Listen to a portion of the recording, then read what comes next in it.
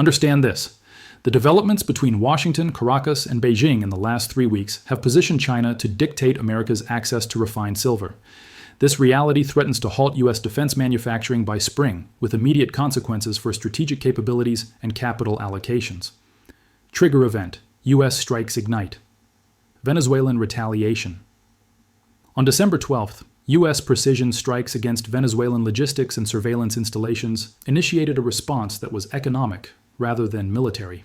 The action was framed in Washington as deterrence. In Caracas, it was treated as a signal to activate leverage embedded deep inside U.S. industrial dependencies. Venezuela did not respond with force. It responded with control. Within 48 hours, Venezuelan authorities detained American-flagged oil tankers transiting Caribbean waters under newly issued maritime security directives. These detentions were administrative, not confrontational. That distinction mattered. It preserved deniability while immediately disrupting movement. At the same time, Caracas imposed emergency sanctions on U.S.-linked mining and refining operations operating within Venezuelan jurisdiction or dependent on regional transit corridors. No embargo was announced. Instead, paperwork stalled, permits froze, insurance coverage became uncertain, shippers paused, ports refused clearance, material stopped moving without a single public escalation, outbound shipments of silver-bearing concentrates and refined product were halted almost instantly. The interruption was total because it exploited the weakest point in modern supply chains: compliance and transit authorization. Mines continued operating, smelters remained intact, yet silver could not exit the system. The response expanded quietly beyond Venezuela. Executive notifications circulated to senior management teams in Peru, Bolivia, and Chile, confirming indefinite delays on transshipment approvals. These governments issued no statements. They simply exercised control over roads, railways, and ports. Alternative routing closed without announcement. What appeared fragmented was functionally unified. Within 3 weeks, U.S. refiners confirmed that approximately 26% of America's refined silver inflow had been severed. This was not marginal supply. These flows disproportionately support high-purity refined silver used in defense electronics, missile guidance systems, and aerospace assemblies. Substitution was not possible. Specifications are fixed. Recertification takes months. The strikes exposed a dependency that had been concealed by years of stable trade assumptions. Caracas demonstrated that control over transit and documentation could impose strategic damage without touching production assets.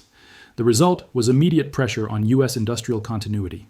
More importantly, the cutoff created a narrow opening, a window where replacement supply became decisive, a window where leverage could be consolidated. That window did not remain open for long. Industrial panic, corporations secure supplies at premiums. By mid-December, the character of the disruption was no longer debated inside corporate procurement teams.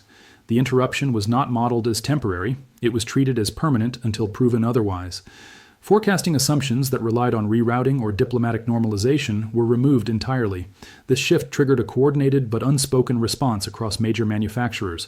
Large industrial buyers exited spot exposure and moved directly into long-dated bilateral supply agreements. The objective was not cost control, it was continuity.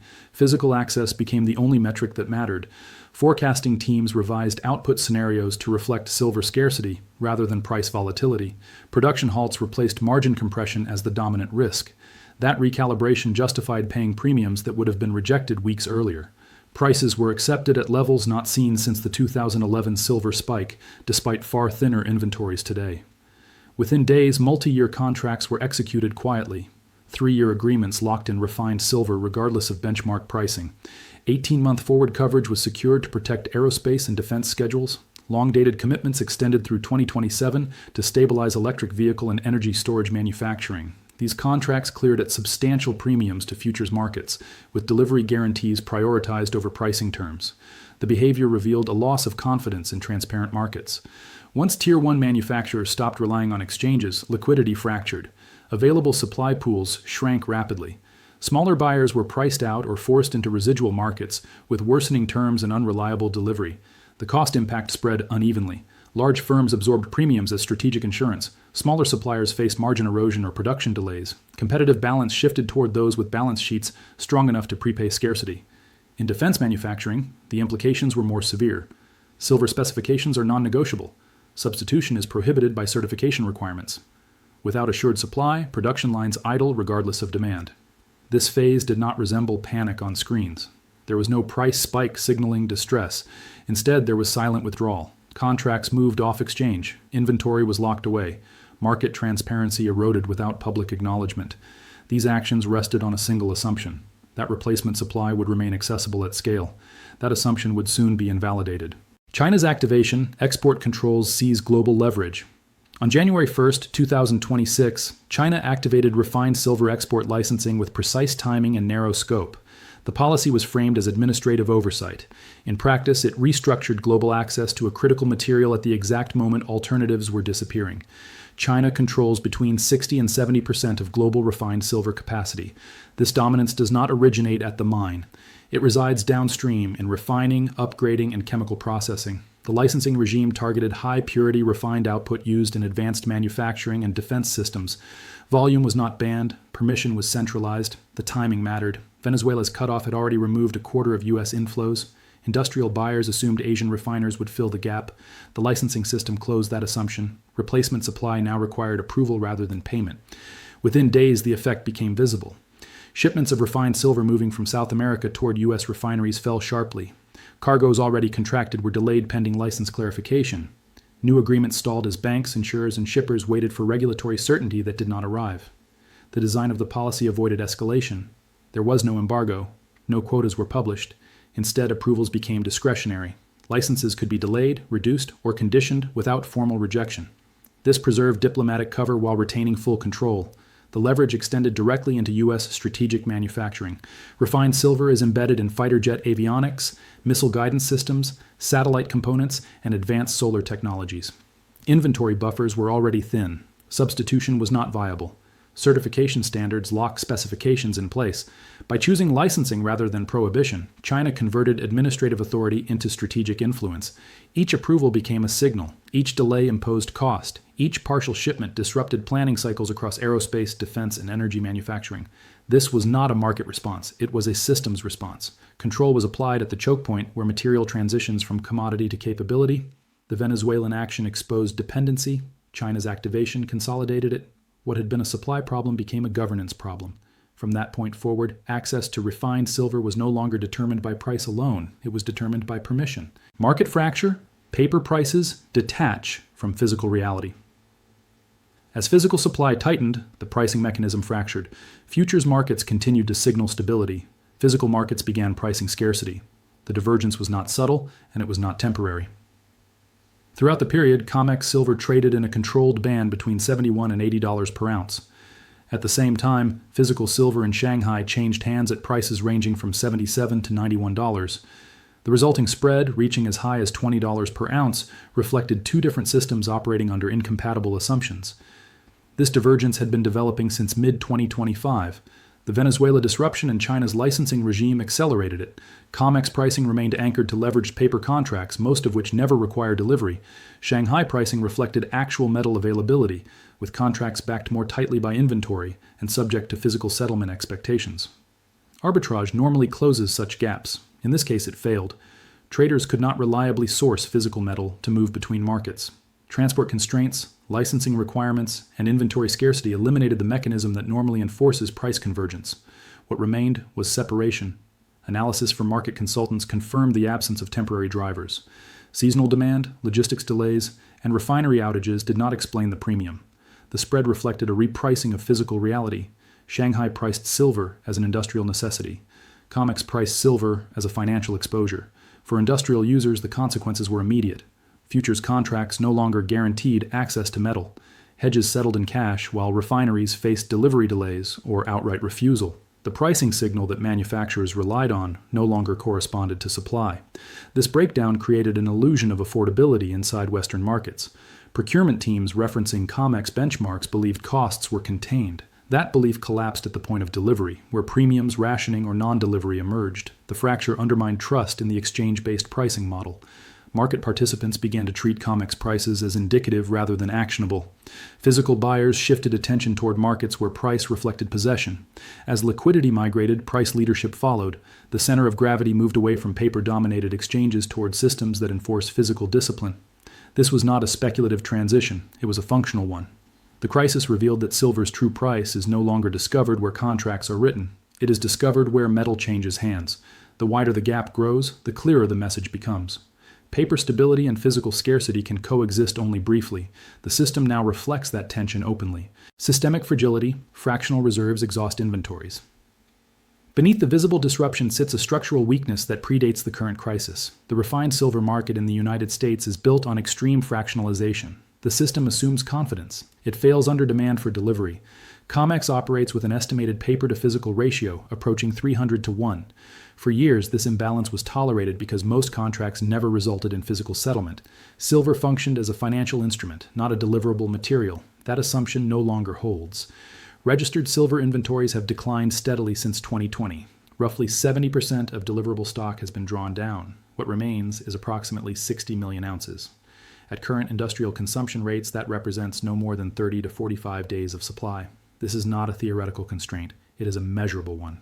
Industrial demand does not pause for price discovery. Defense, electronics, and energy manufacturing draw silver continuously. When inventories fall below operational thresholds, production halts, regardless of futures pricing. Exchange operators have responded by tightening withdrawal conditions and increasing procedural barriers around delivery. These measures are described as risk management. In practice, they discourage physical claims and preserve paper liquidity. The appearance of abundance is maintained while access is restricted. Shanghai operates under a different logic. Contracts are constrained by available inventory. Leverage is limited. Physical settlement remains central. As a result, confidence persists even as supply tightens. Price adjusts upward rather than disconnecting from reality. Venezuela's cutoff removed a historical pressure valve. In prior shortages, South American flows replenished inventories when exchange stocks fell. That fallback no longer exists. The system is now closed on one side and restricted on the other. The consequence is binary. If even a small percentage of outstanding contracts demand delivery, registered inventories are exhausted almost immediately. This risk is no longer hypothetical. Industrial users, facing repeated delays and partial fulfillment, are exiting exchange-based procurement entirely. What emerges is a bifurcated market.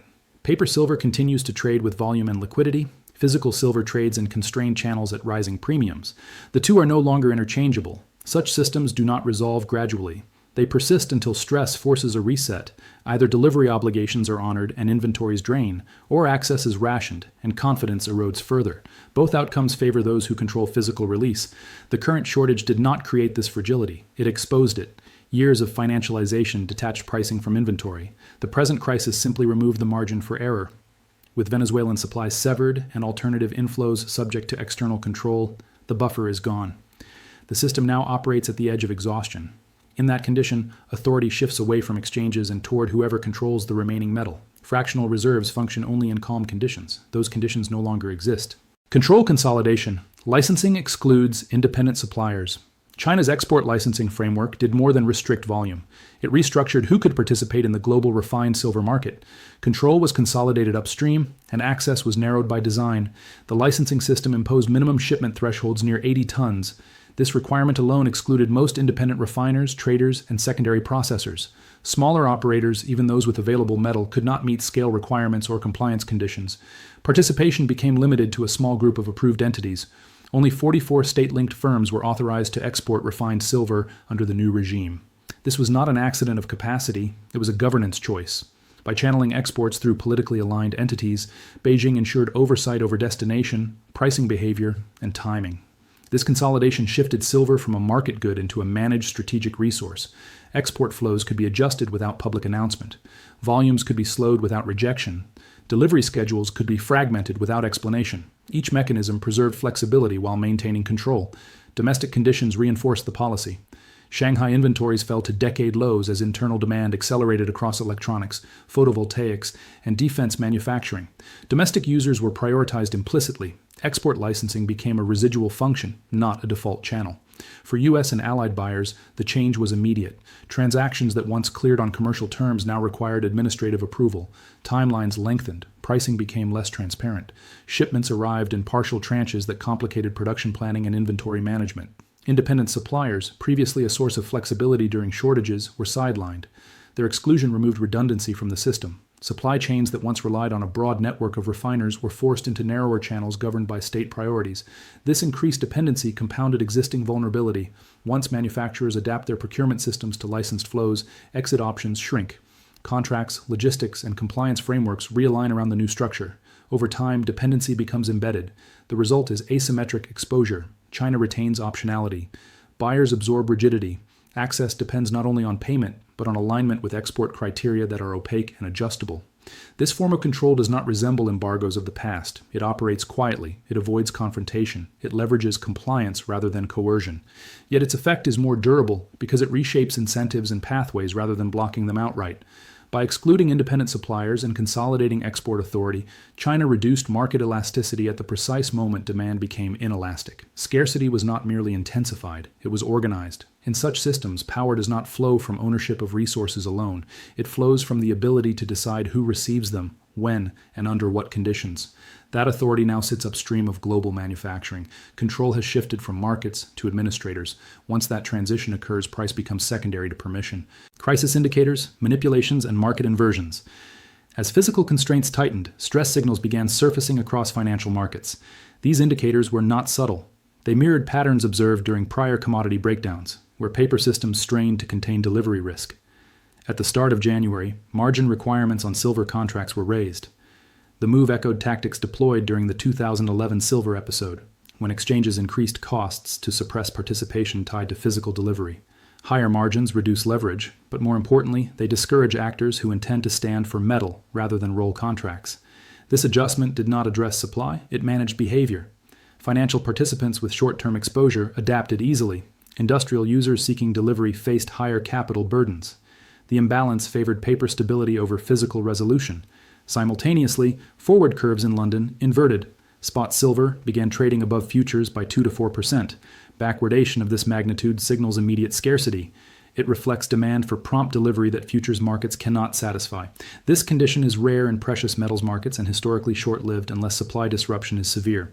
The underlying deficit explains the inversion. In 2025, the global silver market ran a shortfall of approximately 230 million ounces. That deficit exceeded the annual production of the world's largest silver-producing nation. It was not driven by speculative hoarding. It was driven by industrial consumption. Structural limits compound the problem. Roughly 75% of silver supply is produced as a byproduct of other metals. Rising silver prices do not incentivize proportional increases in output. Mining decisions are governed by copper, zinc, and lead economics. Silver responds slowly, if at all. New primary silver projects require 8 to 12 years from discovery to production. Permitting, financing, and infrastructure timelines cannot be compressed to meet immediate shortages. Even aggressive capital deployment would not change near-term availability. Despite these realities, futures markets continue to suppress price signals through procedural adjustments.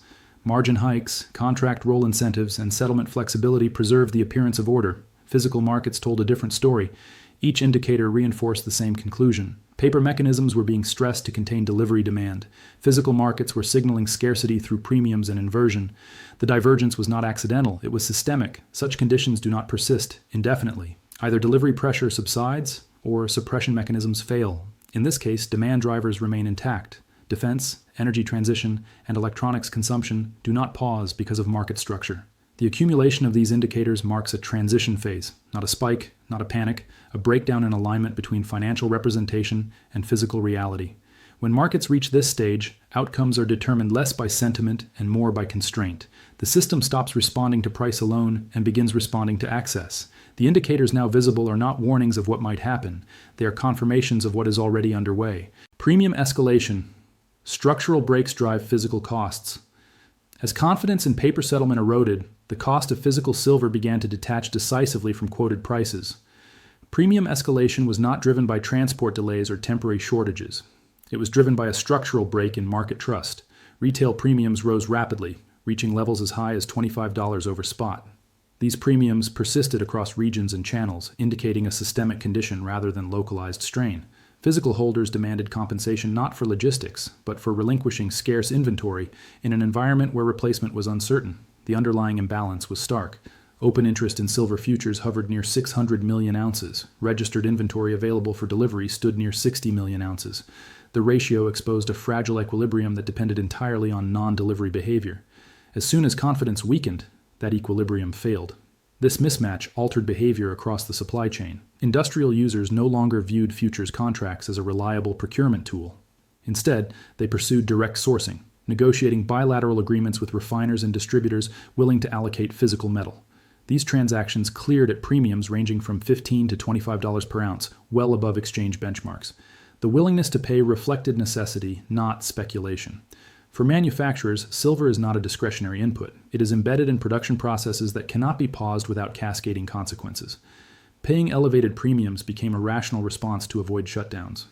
As more industrial buyers bypassed futures markets, liquidity drained from exchange-based price discovery. Open interest remained high, but relevance declined. Prices quoted on screens lost their function as executable signals for physical procurement. This abandonment accelerated fragmentation. Physical silver flowed through opaque channels governed by contracts and approvals rather than transparent bids. Pricing became individualized, contingent on volume, timing, and political clearance. Uniform market pricing ceased to exist. The erosion of market integrity was cumulative. Each buyer exiting exchanges reduced confidence further. Each premium paid reinforced the perception that quoted prices were incomplete. Over time, futures markets ceased to anchor expectations. For U.S. manufacturing, the consequences extended beyond cost. Insecure sourcing disrupted planning horizons. Inventory management became defensive rather than optimized. Capital allocation shifted toward stockpiling rather than expansion. These dynamics do not self-correct. Once trust in settlement is lost, it does not return with marginal price adjustments. It requires restored inventory buffers and credible delivery mechanisms. Neither condition was present. The premium escalation signaled a deeper reality. Silver was no longer priced as a commodity flowing through markets. It was priced as a constrained input controlled by limited holders. In such environments, cost reflects scarcity of access, not abundance of paper claims. What emerged was a two-tier system. Paper silver continued to trade with volume and liquidity. Physical silver commanded escalating premiums and contractual control. The gap between the two widened with each transaction. This was not volatility. It was revaluation of what mattered. The market no longer rewarded exposure. It rewarded possession. Once that transition occurs, pricing power shifts permanently toward those who control delivery. Price trajectory. Historical parallels. Forecast. Surge with physical constraints now embedded, price behavior follows structure rather than sentiment. Forward projections are no longer anchored to speculative cycles. They are anchored to supply rigidity and inelastic demand. Current analyst models converge on a range between $100 and $180 per ounce by mid-2026. These projections are not derived from momentum indicators or retail participation. They are derived from inventory depletion rates, production lead times, and replacement cost economics. Historical comparison reinforces this trajectory. In the mid-2000s, copper prices rose more than 300% following sustained state accumulation and infrastructure demand. That move unfolded over several years, not weeks. It reflected constraint, not enthusiasm. Silver now exhibits similar characteristics, but under tighter conditions. Since 2023, silver prices have risen approximately 170%. In isolation, that appears substantial. In context, it remains restrained. During the 1979 to 1980 cycle, silver prices surged more than 470%. That episode was driven largely by speculative concentration. The current environment is driven by structural deficit. The nature of demand has changed. Modern consumption is embedded in systems that cannot substitute away. Electric vehicles require silver for power management and conductivity. Solar infrastructure relies on silver paste for efficiency. Defense systems depend on silver for reliability under extreme conditions. These applications do not respond to price signals by reducing usage. Supply cannot respond symmetrically. Roughly 3/4 of global silver output is produced as a byproduct of other metals. Higher silver prices do not directly incentivize new production. Mining decisions are governed by copper, zinc, and lead economics. Silver supply responds slowly and indirectly. Primary silver projects face long development timelines. From discovery to production, lead times extend 8 to 12 years. Permitting, financing, and infrastructure constraints prevent rapid scaling even under favorable price conditions. There is no near-term surge capacity. This combination produces a specific outcome. Rising prices ration demand but fail to increase supply. That dynamic accelerates price appreciation rather than stabilizing it. Each incremental increase transfers metal to the highest priority users while leaving inventories thinner. As inventories approach operational minimums, price becomes secondary to allocation. Buyers pay not to secure advantage, but to avoid exclusion. In such environments, price ceilings are defined by system failure thresholds rather than historical norms. The projections therefore reflect not optimism, but constraint mathematics. At current depletion rates, inventories cannot support existing demand at legacy prices. Repricing is required to force redistribution. The trajectory does not depend on participation or belief. It depends on time.